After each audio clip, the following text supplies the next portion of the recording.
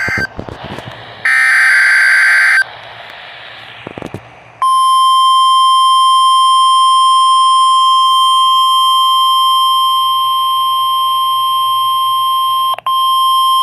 proceeding was a test of the National Weather Service warning alarm tone. During potentially dangerous weather situations, specially equipped receivers are automatically activated to warn of the impending hazard. Tests of these receivers by this system are normally conducted by the National Weather Service every Wednesday between 11 a.m. and noon.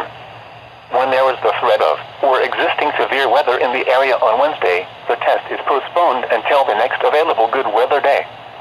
The warning alarm, transmitted over National Weather Service radio stations in north central and northeast Illinois, will be activated for watches and or warnings affecting all counties in north central and northeast Illinois, as well as counties in far northwest Indiana.